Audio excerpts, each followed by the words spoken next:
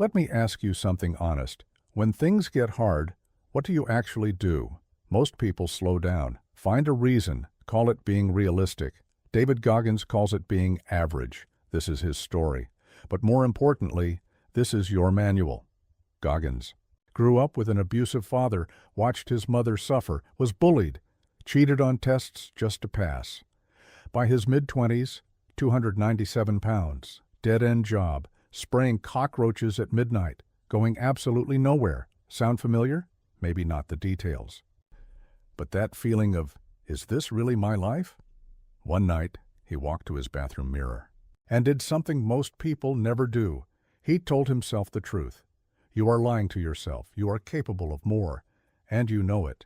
He called it the accountability mirror, stuck his goals everywhere. Completed ones came down, avoided ones stayed, staring at him every single day. And honestly, some days he did not feel like facing it.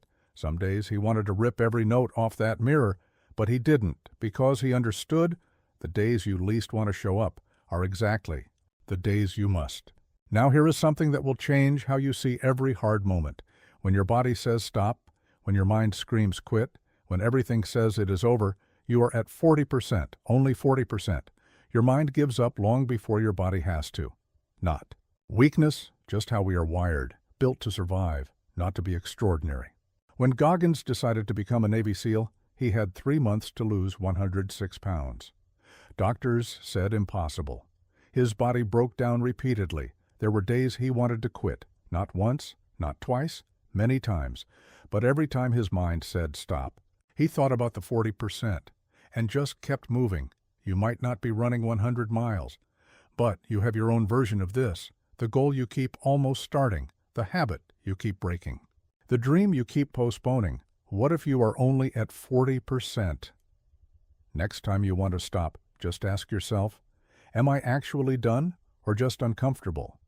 Now here's how you build the mental strength to keep going when everything says stop. Think about your hands. If you have never done manual work, they are soft. Everything hurts them. Work with them every day, and slowly they callous. Same pressure. Zero pain. Your mind works exactly the same way. Every uncomfortable thing you do on purpose raises your threshold. Every time you choose hard, hard gets easier.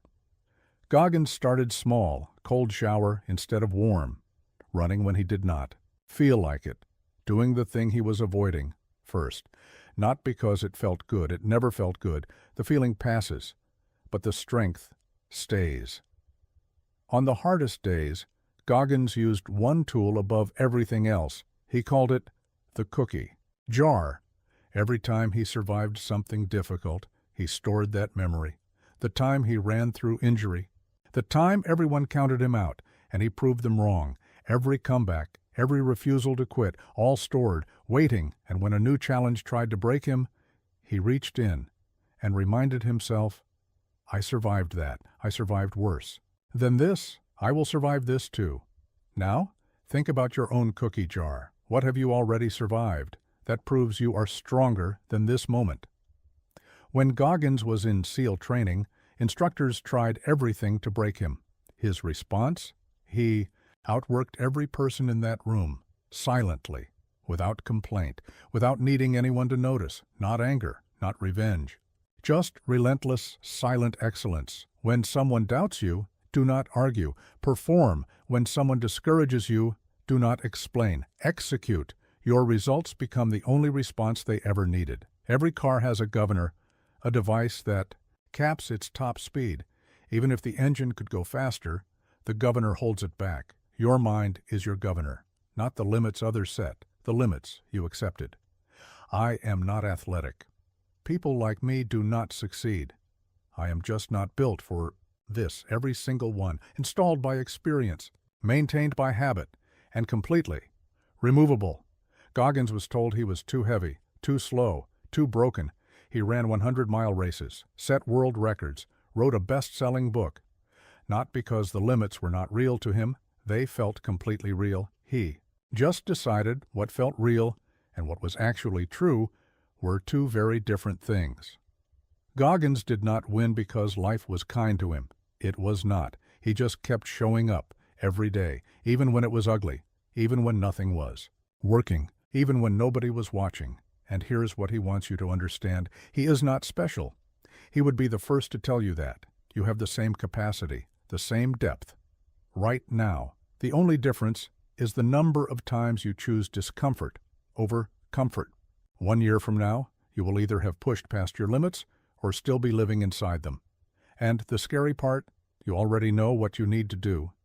The only question is, will you actually do it? Share this with someone who needs to hear it. Subscribe to Luminary Reads. Real books, real lessons, real change. Drop a comment. What is your 40% moment? The time you wanted to quit but didn't. I read every single one. Until next time, stay hard.